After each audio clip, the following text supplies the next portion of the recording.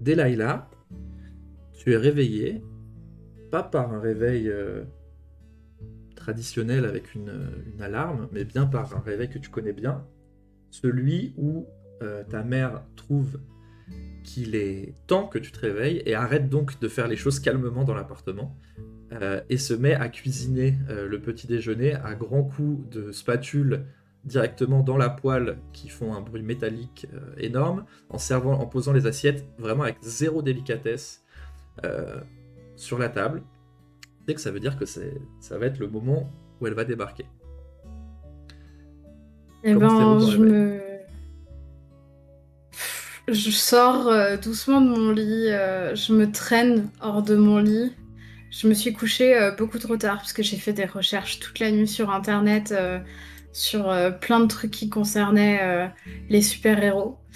Et, du coup, je me traîne de mon lit, j'enfile les premiers vêtements qui tombent sous ma main, aka une tenue de sport avec laquelle je m'entraîne régulièrement, mais m'habille souvent en tenue de sport, toi souvent dehors des jours d'école.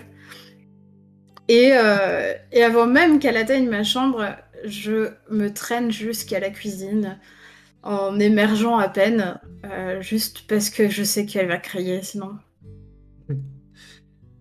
Donc tu t'approches de la cuisine et tu vois du coup ta mère, enfin, une image que tu as déjà vue des centaines de fois, qui prépare exactement les mêmes plats habituels. Tu as une tortilla, elle fait des petits déj costauds. Donc t'as vraiment un truc, 4-5 petites assiettes dans lesquelles vous piochez, toi et ta grand-mère avec laquelle vous vivez.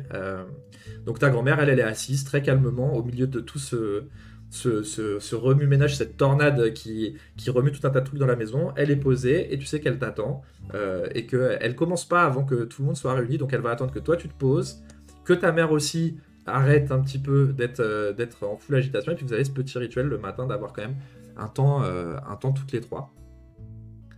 Alors je commence à m'asseoir, enfin du coup je m'assois, j'attends en disant, en marmonnant un hola, abuela, hola mama, mais je suis encore à moitié endormie. Et, euh, et alors que je m'apprête à commencer à manger, je me fais un peu taper sur les doigts, je pense, par ma abuela, parce que ben, on ne mange pas sans faire de grâce quand même avant un repas, quel qu'il soit. Évidemment, ça tombe sous le sens pour elle. Et la petite tape est gentille mais ferme. Et avec tu sais, elle a cette façon de cligner des yeux un peu doucement pour te dire il faut attendre chaque chose en son temps et qu'il faut que ta mère se calme. Elle dirige d'ailleurs un petit regard vers ta mère qui est vraiment à ce moment où elle fait des tâches pour faire des tâches et pour montrer qu'elle est active, etc. Et qui est vraiment aux quatre coins de l'appartement alors que vraiment elle pourrait juste se poser, manger avec vous. Mais bon, elle a cette façon d'être que tu connais très bien de lancer la journée sur les chapeaux de roue comme ça. Et au bout de quelques Maman, minutes, viens à table. attends, il faut que je finisse ce que je suis en train de faire. J'en ai pour 2 secondes. Bon, mais commencez sans moi de toute façon. Bah non, tu sais très bien qu'on commencera pas sans toi. J'arrive, j'arrive. Elle te parle de l'autre pièce, tu vois. Vous avez un petit appartement, mais vous avez quand même une chambre chacune. Elle s'est battue pour ça il y a quelques années. Vous avez changé d'appartement, vous avez déménagé il y a 2 ans. Ça a été un gros truc. Hmm. Du coup, là, elle est vraiment dans l'autre pièce, en train de sûrement de finir de s'habiller parce que là, elle était pas dans sa tenue de travail. Et tu sais qu'elle part dans pas si longtemps.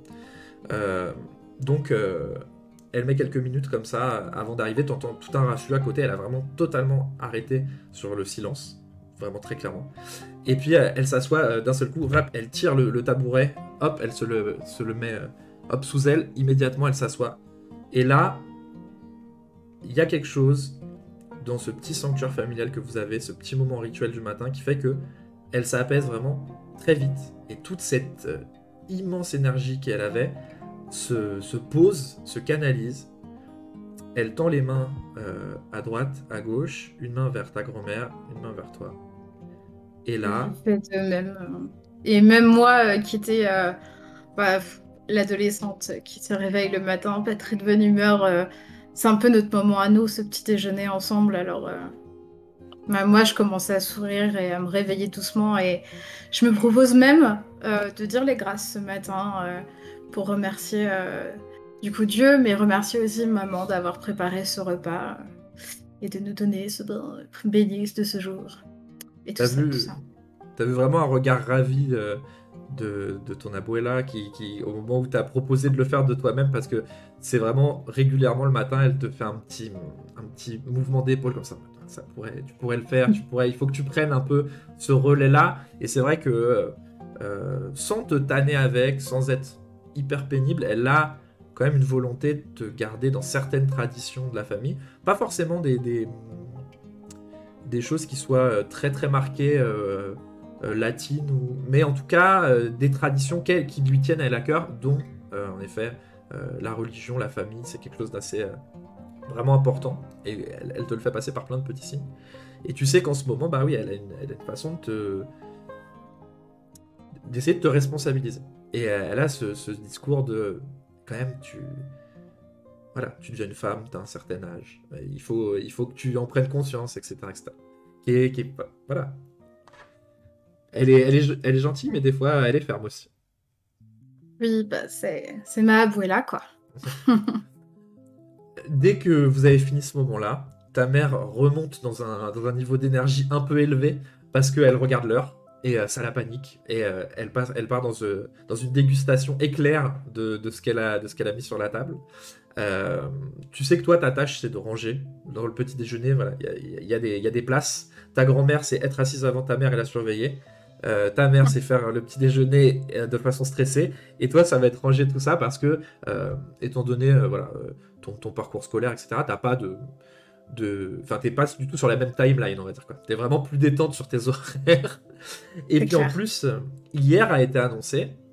Là, vous mangez. D'ailleurs, t'as remarqué que ta mère a fait plus de plats froids et de choses Mm. un peu moins cuisinées parce qu'aujourd'hui, il fait extrêmement chaud. Tu t'es réveillé dans une ambiance vraiment euh, extrêmement lourde. Et hier, tu as eu la bonne ou mauvaise nouvelle, selon comment tu décides de la prendre, qu'en tout cas, l'école était Plutôt bien. annulée. Mais aussi, du coup, certains de tes cours de sport et tes activités extrascolaires dans lesquelles tu excelles. Euh, Ça me dérange pas trop. et donc ont été annulés, et que donc tu vas avoir ta journée off. Euh, Au moment où tu finis de petit déjeuner, ta mère s'en va. Clairement, elle doit filer, donc elle te fait un bisou sur la joue et elle file à toute vitesse. Bonne journée, maman. La abuela prend ses petites. Enfin, te dispose bien au centre de la table son assiette pour que toi tu puisses bien tout ranger, c'est prévu. Et elle se lève et elle va se mettre sur son petit canapé. Et elle allume sa petite télévision. Et tu sais que le matin, elle regarde des chaînes hispanophones. Mm. Et que c'est son petit rituel. Et que ça commence directement par des telenovelas très précises sur lesquelles il faudrait Mm. pas manquer un épisode. Euh, Bien sûr. Évidemment, toi, il y a des matins où tu es moins pressé, tu peux te poser avec elle, et puis d'autres où c'est un peu plus le Et je rush. pense à mon avis, elle s'attend d'ailleurs à ce que ce matin, vu que je ne travaille pas, je la rejoigne. Mais je vais peut-être aller à l'encontre de ses attentes parce que je vais au contraire être très très motivée. Je vais du coup prendre toute cette vaisselle, ranger la table, faire tout ce qu'il faut dans la cuisine. On n'a pas de lave-vaisselle, hein, on n'a pas enfin, on n'a pas de quoi se permettre d'avoir un lave-vaisselle. Du coup, je m'occupe rapidement de la vaisselle. Je l'essuie, je la range parce que Abuela ne supporte pas quand la vaisselle n'est pas essuyée et rangée. Elle veut pas qu'elle ait goutte à côté de l'évier. Me demandez pas pourquoi. Euh, Et Personne n'a osé lui je demander. vais. Ouais, non, mais ça a toujours été comme ça. Pour moi, c'est normal, quoi. Et je vais courir dans ma chambre, me précipiter dans ma chambre, fourrer mes affaires dans un sac et me préparer à sortir. Donc tu prends tes affaires et tu te prépares à sortir. Et c'est pas pour rien que tu es motivé pour sortir. C'est parce Mais que non. quand tu vérifies sur ton téléphone que ce message d'hier est bien là, tu vois un message d'une de tes grandes copines que certains appellent Sugar, mais que toi tu appelles Léa. Et tu vois dans ta petite messagerie un message de Léa et tu vérifies. Et ce message, il est vraiment très lapidaire parce qu'elle est comme ça en général quand elle écrit. Il y a marqué code de la porte arrière 4793. Et tu sais ce que ça veut dire parce que c'est pas la première fois qu'elle t'envoie un message. Ça veut dire qu'il y a moyen d'accéder à l'école des super-héros, l'école Hayard, qui est l'école qui est gérée par ses parents, et dans laquelle elle n'a pas spécialement envie de foutre les pieds. Mais par contre, toi, depuis qu'elle te connaît, elle sait que t'as qu'une envie, c'est d'y aller. Et que justement, t'as... Comment dire? Que ça soit officiellement ou officieusement, on peut pas exactement expliquer, mais t'as été un peu recalé, quoi. Genre, J'ai pas trop le droit d'y mettre les pieds, non. voilà, Disons. disons que c'est pas ton lieu de prédilection, mais c'est pas de ta faute. Toi, t'aurais bien aimé que ça le soit, mais c'est pas trop le cas. Ouais. Et donc, du coup, voilà, t'as ce code qui est tombé hier, ce message. Tu sais que elle est partie à un festival. Elle t'a dit qu'elle partait pour quelques jours, qu'elle est allée à un festival de musique qui est dans une ville. Elles ont dû prendre le train, puisqu'elle est partie avec une autre de tes connaissances. Et elles ont dû prendre le train pour filer dans une ville qui est au sud d'ici, à un peu plus de 600 km. Donc, gros trajet. Mais elle voulait absolument aller dans ce festival qui était incroyable. Que ça allait être fou. Elle connaissait quelqu'un dans un groupe qui jouait là-bas, donc évidemment fallait qu'elle y aille, etc. Et elle est partie un peu en coup de vent comme ça. Et en même temps, elle t'a lâché ce message. En fait, t'as un enchaînement de 5-6 messages dans l'appli qui sont vraiment ah, il faut absolument que j'aille là-bas, ah désolé, du coup on pourra pas faire ça ensemble, ah par contre, ah, et puis ça termine par porte arrière et le code, quoi.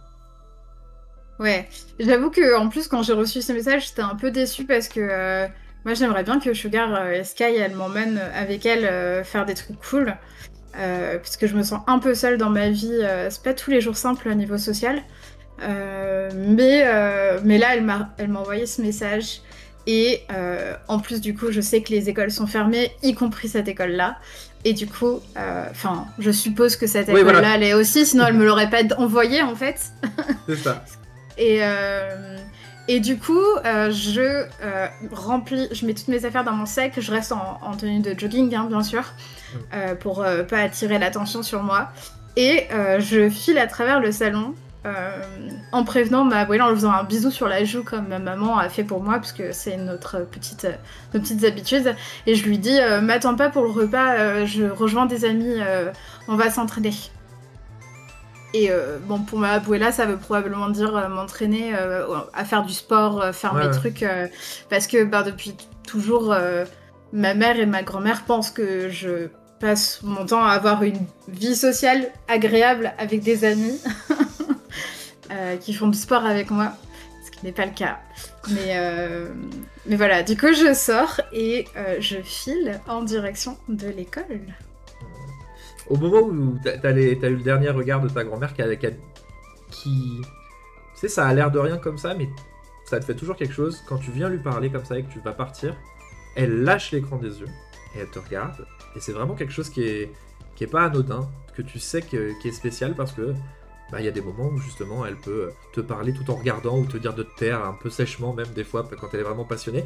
Mais quand tu vas partir, au moment où tu fais tes adieux, il y a vraiment un moment où elle te regarde. Et dans ce moment, quand toi, tu pars faire, on va dire, ta vie secrète, enfin, quand tu vas dans une activité un petit peu spéciale, t'as toujours l'impression qu'elle le sait. Genre, au moment où tu lui dis au revoir, tu sais que tu lui dis « Ah, on va faire du sport, tout va bien se passer, tout ça. » Et tu sais que, tu sais pas si elle sait, mais t'as cette impression intérieure que, zut, elle le sait, c'est pas possible, il y a quelque chose. Elle te fait un petit sourire et puis tu peux filer. Pour aller là-bas, tu vas devoir prendre 2 bus. Toi, tu es vraiment une navigatrice hors pair de la ville qui est Halcyon City. Ça fait des années justement que tu prends le bus. Ta mère a réussi plusieurs fois dans ta scolarité à te mettre dans des écoles qu'elle considérait mieux pour toi et qui donc ont impliqué parfois de prendre 2-3 bus avec des arrêts incroyables, ce qui fait que très très jeune, tu as eu une certaine autonomie forcée parce qu'il fallait que tu prennes tes marques assez vite.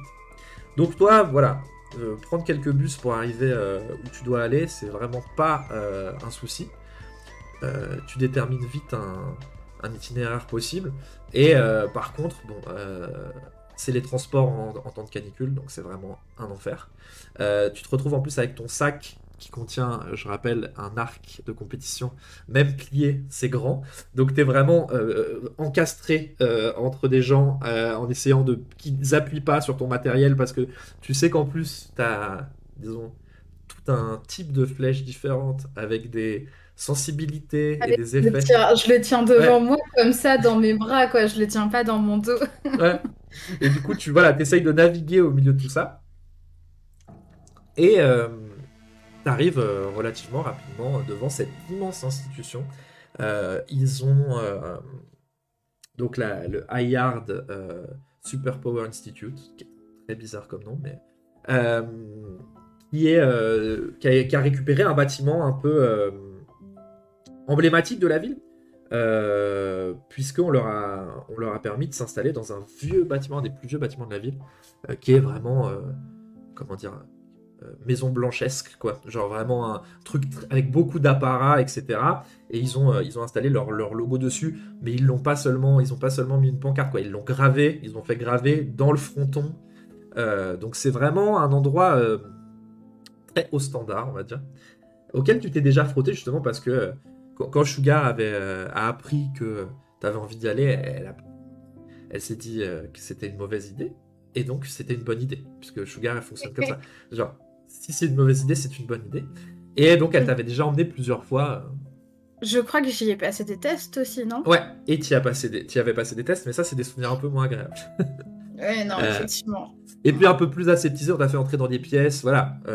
On t'a fait comprendre que t'étais pas encore vraiment rentré, quoi. C'était pas la visite et tu fais tout le tour Ouais, des non. étudiants qui sont acceptés. C'était plutôt, ah oui, bon, apparemment, il faut qu'on vous fasse passer des tests parce que vous avez montré certaines capacités. On va vérifier que ça colle aux standards de l'école. Vraiment un endroit assez spécifique sur ça, hein. Et Euh, le pire, c'est que je pense que j'y ai cru à ce moment-là. Et je pense que j'y crois encore au fond de moi. Et que je me dis qu'il faut juste que je leur prouve que j'en suis capable, tu vois. Bah, les moments où tu as mis les pieds dedans, au final, tu t'es senti assez à ta place. À la fois out of place sur certains trucs parce que tu te disais, bah, c'est pas mon monde de départ du tout, je sens que c'est pas. Mais je me sens pas. Quand je les vois, je me sens pas loin de tout Non. ça, je me sens pas si éloigné. Et donc tu arrives devant ce grand fronton, le bus te dépose devant, le nom de l'arrêt est devenu depuis quelques années officiellement Hayard Superpower Institute. C'est vraiment devenu quelque chose d'admis dans la ville. Notamment parce que ça a été fondé justement par Hellfire et Goldust, qui sont les parents de Sugar, et qui sont des super-héros de ce que maintenant les gens appellent déjà, alors que c'est pas si vieux, ça a une dizaine d'années, l'âge d'or, parce que voilà, c'était les premiers héros qui ont un peu structuré tout ça. Il y a eu une vraie période où les gens qui avaient des pouvoirs, c'était l'anarchie, vraiment très compliqué à gérer. Il y avait... Et puis il y a eu, c'est des gens qui ont décidé, donc notamment Hellfire, Goldust et Sora aussi, que tu connais. C'est des gens qui ont décidé de travailler avec les institutions pour structurer un peu comment était organisé tout ça, notamment via cette école. Donc tu arrives devant ce beau bâtiment, mais toi tu sais que tu vas pas rentrer par là. Tu sais que Je toi, pense ton que je me message... pose quand même une minute, tu vois, devant le bâtiment et je le regarde. Et tu sais, il y a un moment de contemplation du bâtiment en mode, avec un sourire en coin, en mode, un jour je rentrerai par la grande porte, tu vois.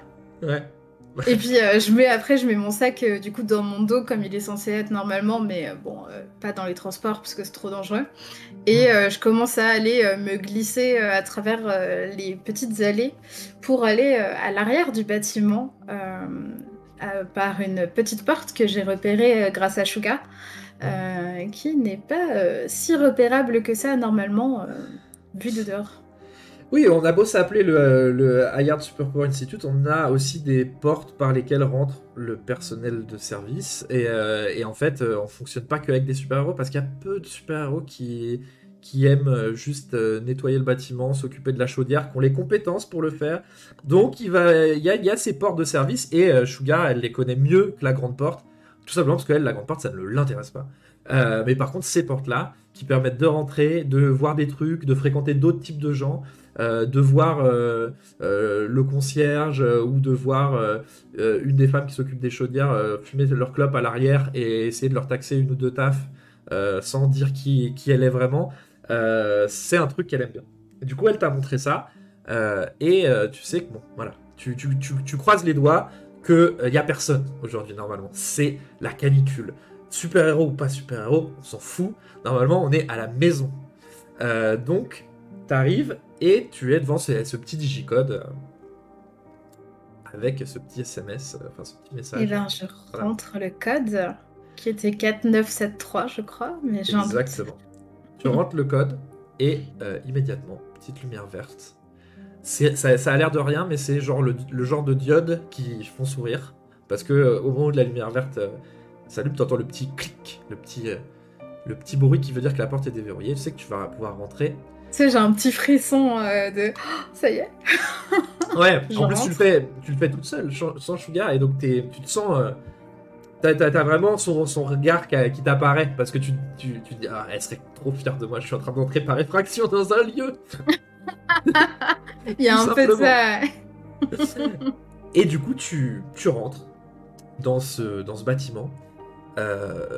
L'atmosphère y est vraiment beaucoup plus fraîche qu'à l'extérieur, où c'était vraiment étouffant. Tu...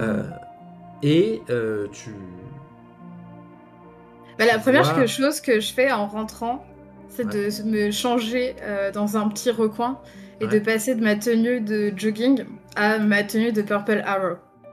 Tu peux te la décrire un petit peu pour qu'on se figure à quoi ça ressemble? Ok, du coup, j'ai une tenue qui est en fait assez basique parce que je l'ai fait moi-même, mais j'ai essayé de faire un truc un peu stylé.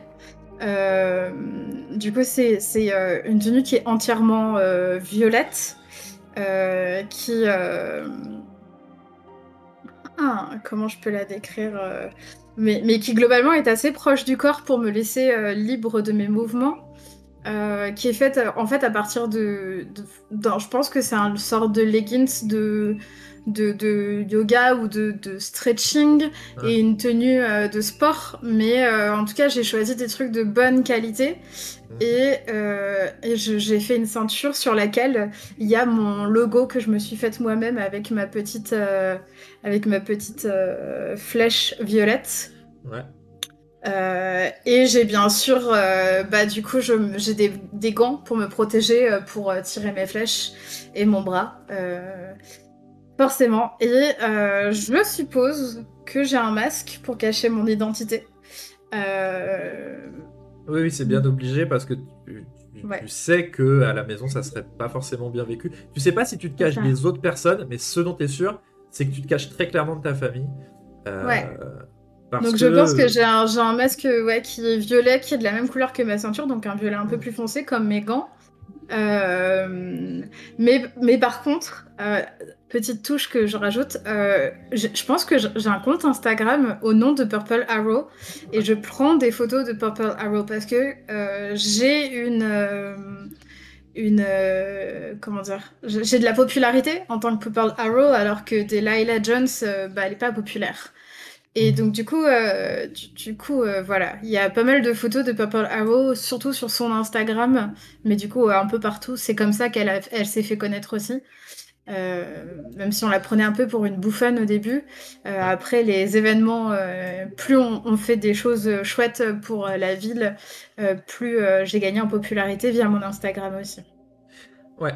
Après, t'as cet effet réseaux sociaux qui est un peu spécial, c'est-à-dire que toi, ça t'a apporté quand même un bon boost de self-esteem, en effet, parce que t'as pu, entre guillemets, mettre en avant ce qui est le meilleur en toi, et, et quelque chose qui n'est pas forcément arrivé dans ta carrière sportive, en plus, alors que t'as fait une carrière sportive plutôt brillante, que t'es quelqu'un de très doué là-dedans, mais que ça n'a pas eu d'écho, on va dire, énorme, notamment en termes de recrutement pour les écoles, etc. Ça n'a pas... Bah, pour l'instant, ouais, j'ai pas d'université qui m'a proposé, qui m'a repéré, qui m'a proposé des bourses, Ouais. alors que pourtant, j'ai une carrière, enfin, j'ai gagné des compétitions nationales Ouais. en arc, en tir à l'arc et en danse, Ouais.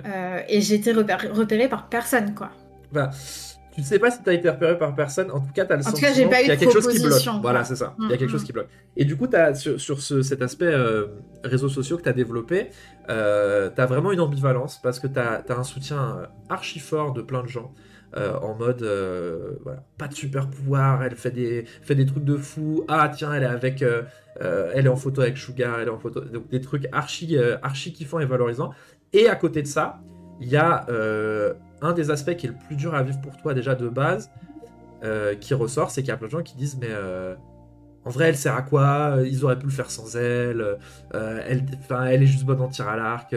T'as même eu déjà un truc assez ironique, c'est que t'as des gens qui ont mis des photos de toi en tant que archère dans la vie civile pour dire voilà elle est pas meilleure que cette meuf là. Donc en fait on t'a comparé à toi-même dans la vraie vie avec un côté dévalorisant. Enfin, il y a eu des trucs un peu durs à encaisser aussi, quoi, dans ce qui s'est passé. Ouais, mais je pense que je les ignore un peu parce que ça me fait enfin, toute la partie positive me fait trop du bien par rapport à tout le reste, quoi. Bah ouais, t'as vraiment un soutien archi fort, et notamment comme t'es... Surtout que je suis la seule à avoir une figure publique en tant c'est ça. que super-héros dans notre groupe pour l'instant, quoi. C'est exactement ça, Enfin, t'es la qui seule se à vouloir... montre. Ouais, exactement. Et donc, t'es une des seules qui a un vrai feedback de ce qui se passe et de ce que les gens pensent, etc. D'ailleurs, moi, je donc, prends des photos de mes compagnons sans trop qu'ils le sachent et tout. Mais bon, ça, faut pas leur dire parce que ils le savent, mais... Ils le savent, mais... mais c'est a posteriori. Et ils râlent, et puis... Donc du coup, tu prends une photo dans cet endroit-là ou pas? Parce que tu me parlais de ça à ce moment-là. Non, mais en fait, j'y ai pensé et je me suis demandé si j'aurais pas pris une photo devant l'Institut. Ouais. Avec un message un peu inspirant. Ouais, je pense, tu vois. Ouais. Genre, en fait, j'y ai pensé juste après être passée derrière l'Institut, mais je pense que j'ai pris un selfie. Mais du coup, non, j'ai pas pris de selfie, mais j'y ai pensé. Et je peux pas, parce que du coup, je peux pas être dehors en tenue. Enfin, du coup, c'est contradictoire. Mais je me dis, putain, si j'avais pu, je l'aurais fait, quoi. Et puis, t'as aussi cette petite alerte qui ressonne en toi, parce que, encore une fois, c'est pas naturel pour toi de faire des trucs, on va dire, borderline. C'est pas le truc le plus naturel. Et donc, tu te dis, ah, mais attends, parce que là, si quelqu'un découvre qu'il y a eu une effraction, ou que quelqu'un est rentré, et qu'en même temps, moi, j'ai pris ma photo devant, et tu vois, t'as un espèce de un petit stress en mode, ah, quand même, je fais un truc un peu, tu vois, la petite excitation, mais en même temps flippante de, oh, je fais un truc un peu illégal, ah là là. Ouais, du coup, en tout cas, je prends pas de photos. Même si je l'ai envisagé très fortement, et c'est pour ça, du coup, que j'en ai parlé. Je l'ai envisagé très fortement, mais je me dis, ouais, non, si on sait que je suis entrée par effraction, ça risque d'apporter plus de problèmes qu'autre chose à l'équipe. Et à moi et à Sora, donc non. Ok. Mais du coup, je pars en exploration, et surtout, je cherche, je sais pas si Sugar me l'a déjà montré, mais je cherche la salle d'entraînement. Parce que c'est vraiment mon rêve dans cette école, je m'en fous du reste. Moi, ce que je veux, c'est pouvoir m'entraîner vraiment dans la salle d'entraînement des super-héros, tirer sur des vraies cibles avec les vraies techniques qu'ils ont, technologiques et tout ça, et voilà, quoi. Alors, tu sais exactement où c'est, tout simplement parce que Sugar t'avait déjà emmené pour ta première visite. Elle voulait vraiment te faire archi plaisir. Et du coup, elle avait vraiment décidé de te faire le grand tour. Si elle avait pu te trouver une place à l'intérieur de la simulation, elle l'aurait fait. Mais en tout cas, elle est venue te montrer un exercice de simulation. Et c'était même assez impressionnant parce que ce que tu as vu, en fait, c'était pas n'importe qui faire cette simulation.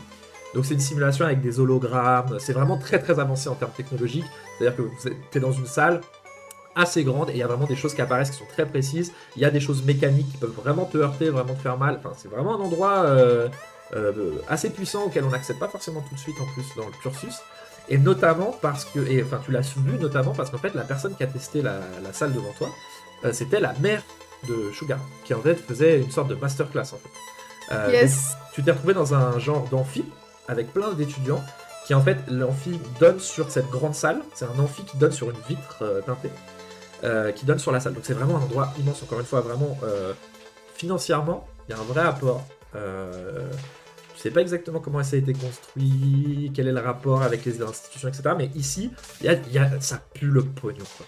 Vraiment.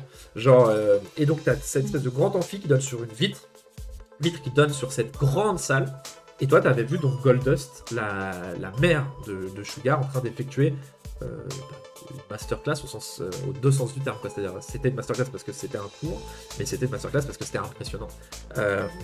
Goldust, la mère de Sugar, ses pouvoirs sont liés aux plantes. Tu saurais pas expliquer exactement la nature de tout ce qu'elle fait, et tu sais même pas exactement tout ce qu'elle peut faire, même si c'est quelque chose qui t'intéresse et que tu te renseignes.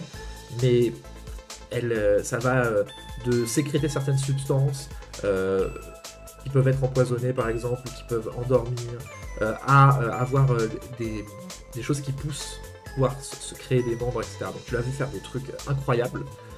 Et après venir expliquer très calmement, avec un ton très très posé. Voilà, bon bah alors écoutez, voilà, vous avez vu un certain nombre de techniques, est-ce que vous pouvez m'expliquer ce que vous avez vu, et puis faire vraiment un cours quoi. Parce qu'elle fait partie des professeurs de cette école. C'était trop bien. Ouais, t'avais pas mal hésité à poser une question ce jour-là, mais tu t'étais dit que c'était compliqué quoi. Est-ce que du coup, je fais le tour de l'amphithéâtre un peu, limite en touchant les bancs en mode oh là là, je pourrais être assise sur ces bancs moi aussi, j'ai juste à leur prouver à tous, tu vois. Ouais. Et est-ce que je vois la porte d'entrée de la simulation? Ouais. La porte est devant toi. Il y a un accès. T'avais vu ce jour-là, tu étais très attentif comment ça se lançait. Ça a pas l'air sorcier. Tu peux pas jurer que tu vas y arriver. Mais ça a pas l'air si sorcier que ça. Je sais que c'est pas une bonne idée, je sais que c'est pas une bonne chose. Ma maman et ma abuela m'ont toujours appris qu'il fallait pas faire les choses illégalement. Surtout quand on est à moitié latina, même si ça se voit pas et que du coup je vis pas la discrimination. Mais en même temps, j'aurais pas 1000 chances d'être là et de pouvoir faire ça. Et du coup, j'essaye de regarder l'ordinateur de bord et de voir si je peux lancer une simulation. Ok, tu vois que c'est un truc très très simple. En gros, ça te propose différents intitulés de simulation, mais qui sont assez simples. Donc, en gros, menace physique, menace thermique, enfin, tu vois, des intitulés. Et puis après, tu vois qu'il y a un autre bouton pour régler un niveau de difficulté qui va de 1 à 20. Tu te rappelles que la simulation que tu avais vue devant toi, parce qu'elle l'avait dit justement, bon voilà, vous avez pu assister à une simulation, vous ne l'atteindrez pas tout de suite, parce que ça, c'est une simulation de niveau 12, donc c'est déjà quelque chose d'assez musclé, etc. Elle avait expliqué les différences. Donc tu vois à peu près l'échelle. 12, c'était Goldust qui avait quand même un peu transpiré. Après, c'est toi qui vois quoi. Je pense que je touche le bouton de difficulté et je réfléchis, tu vois. Genre, ok, alors pas 12. Pas 12, on va faire plus bas. On va être raisonnable, on veut pas mourir aujourd'hui. Dans tous les cas, on va partir sur quelque chose de physique parce que c'est mon point fort et que c'est ça que je suis venue faire aujourd'hui.